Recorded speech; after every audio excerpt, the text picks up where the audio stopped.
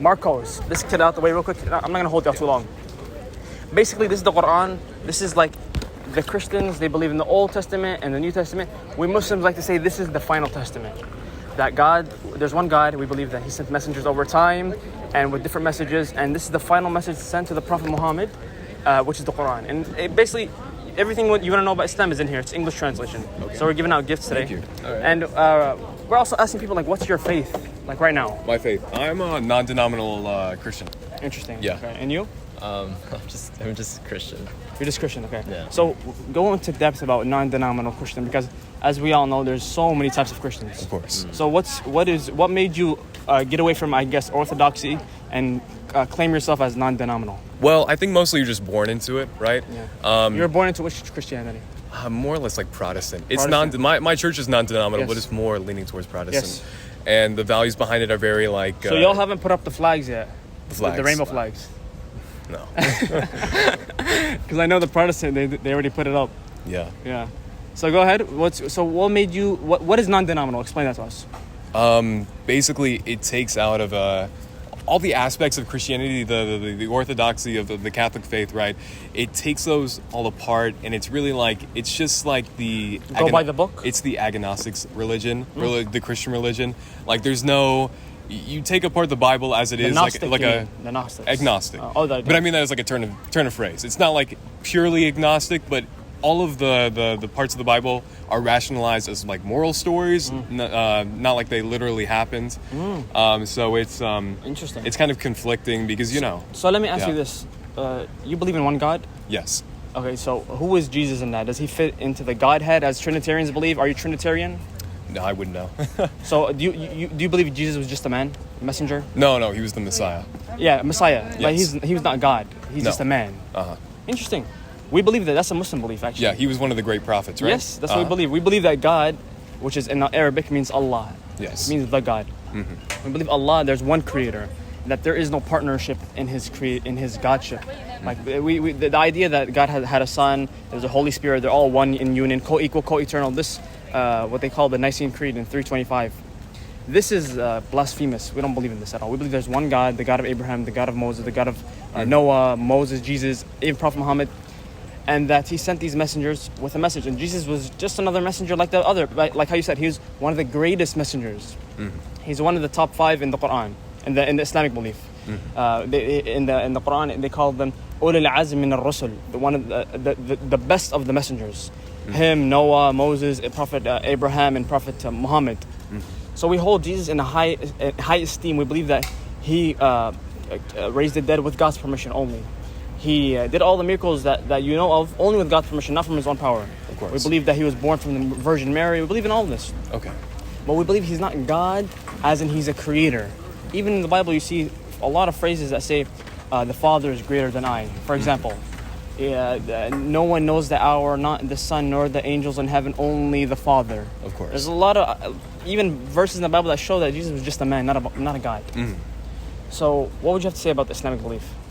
So makes a lot of good points. Yeah. Better, and I don't want to impeach my religion because you believe in shirk, right? That's the shirk is Yes. Shirk is basically, as you know, it's the only no false thing, idols, and right? Yeah. Yeah, it's associating partners with God. Yes. We believe that God is the most merciful. In Arabic, Ar-Rahman, Ar-Rahim, the most merciful, the specifically merciful. Yes. That God has His mercy. There was a time where the Prophet Muhammad was sitting with his companions, and he was sitting with them, and he saw a mother breastfeeding to a child, and he said to the companions, "Do you guys ever think that this mother would throw her baby in a fire?"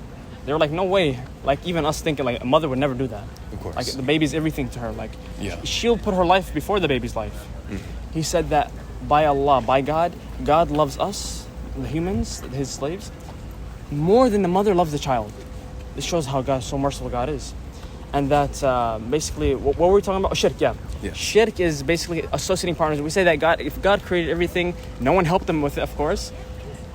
To worship something alongside Him, whether it be a tree, whether it be an elephant, whether it be Jesus, a man, this is the highest order of blasphemy. And that's one thing that God does not forgive in the Islamic paradigm. But He forgives everything else if you repent. You understand? I do. So, you believe there's one God. Yes. And you believe Jesus is a prophet. Yes. And you believe all the prophets. Do you believe in Prophet Muhammad as a prophet? I do. Yes. You're a Muslim.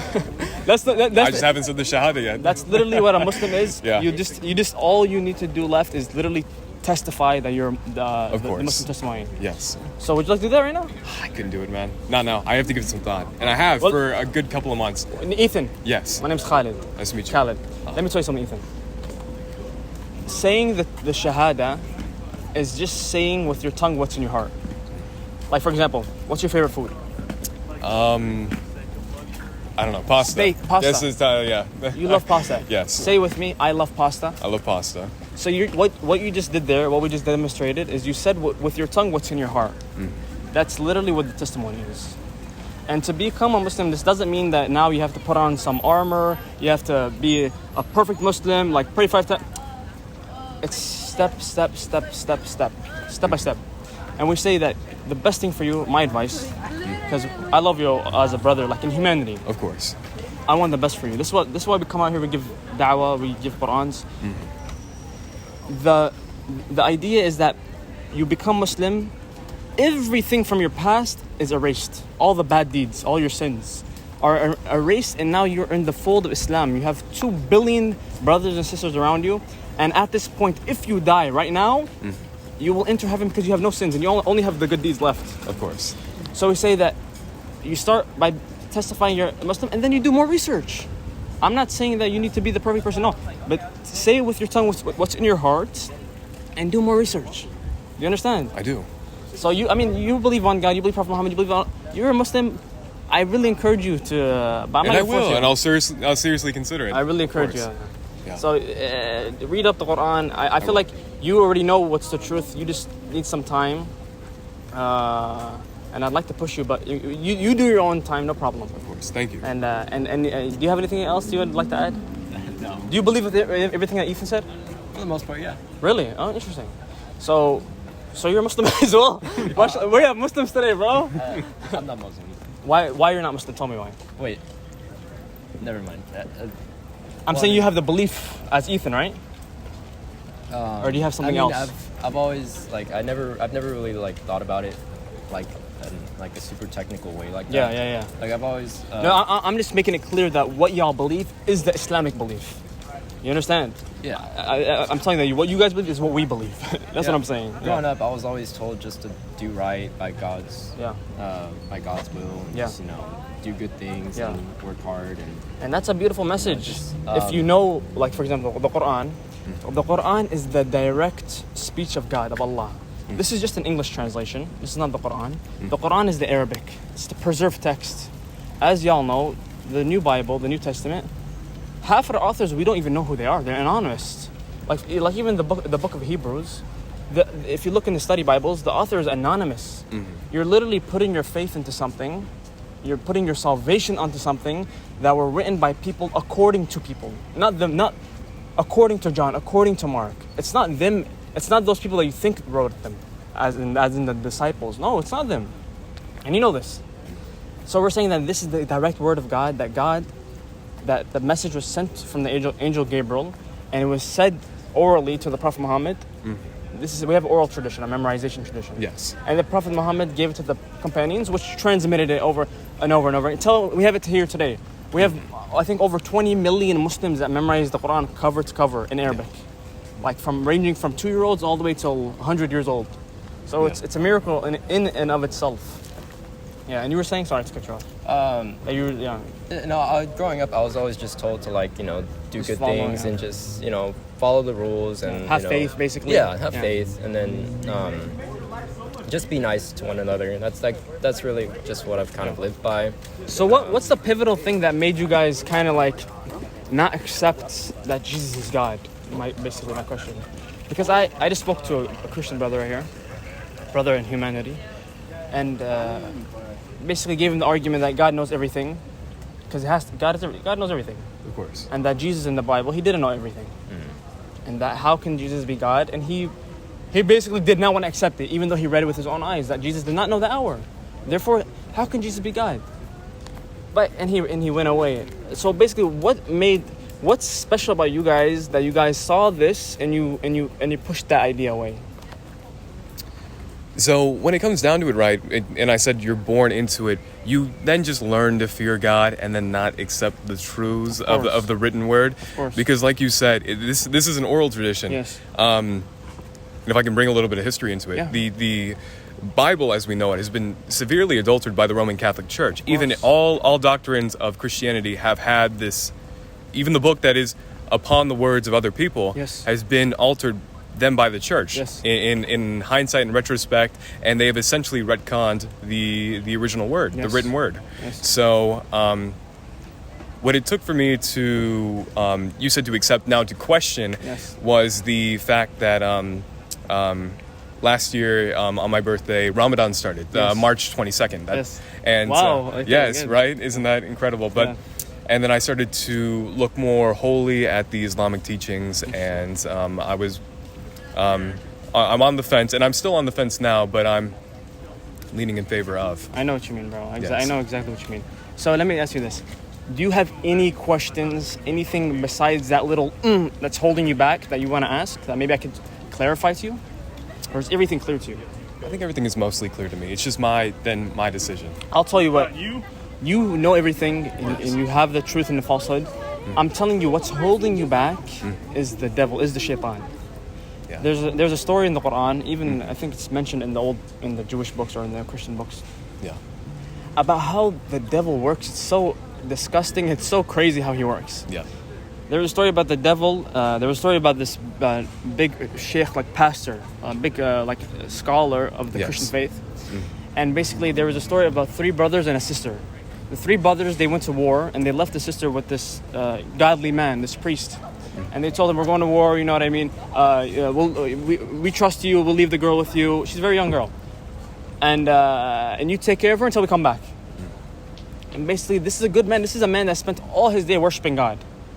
So he took the girl and he took her to his house and he put her far away. Because even, in the Christian faith a long time ago, there was something called modesty. Modesty is not a thing anymore.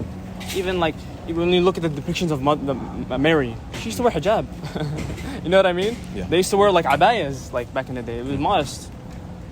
So he put her in her own room and he was away from her and he would bring food to her and he would leave to keep the distance from each other. And over time, he would get more talking, more chatty, more closer, until they ended up having sex in the story. And the girl ended up becoming pregnant with his child. This is slowly. This is how the devil works. We say, daraja, habba, step by step, the devil works. It doesn't work like you kill someone. No, it's step by step. And then later on, she was pregnant, and he heard news that the brothers were coming back. So he killed her. The devil came and said, okay, this is a problem, you know what I mean? We got to fix the problem. Kill her. He killed her. He killed the baby. He put them in the ground. The brothers came back, and they were looking for their sister, and they came to the guy, and he said, the girl was sick, she died, and I buried her. And the brothers were obviously devastated. And then the brothers went home and they were questioning this story that the guy made up, because he's a trustworthy person. It's as if I told you the priest that you've been going to your whole life told you this. You trust this guy like your father. Yes. You know what I mean? So there was no need to question it at all. Anyways, they went back home. One of the brothers had a dream at night that what truly happened. That this happened, and then he killed her, and then he buried her in a specific place, in a dream. They woke up, he told his brothers, they went to the place where he saw in his dream, and they dug it up, and they found the girl and the baby. At the same place that the guy buried, the priest buried them. Yeah. They went, they grabbed the priest, put him to the authorities. The authorities then charged him, and they charged him by way of death. They were gonna execute him for what he did. Yes. When he was on the execution table, the devil came to him for the last time. Look, the devil made him first fornicate, then kill. Now he's on his deathbed, and the devil came and he said, do you want my final help? If you want me to save you, prostrate to me one prostration, worship me one time, and I'll free you. And so the guy, he was tied up, but basically he prostrated to him with his eyes. Yes. And he worshipped him. And as soon as he did that, the devil dipped, he left, Yeah. they killed him, and he's in hell now. Of course. So we're saying the devil works in disgusting, mysterious, slimy ways, snaky ways. 2 + 2 is 4, you would say that very easily. You love pasta, you say it very easily. Islam is the truth in turn, say it very easily with me, with someone else, I don't care. But the point is that you know the truth, say it, so inshallah you'll be saved, you enter heaven inshallah. Okay, sound good? Thank you so much, Ethan.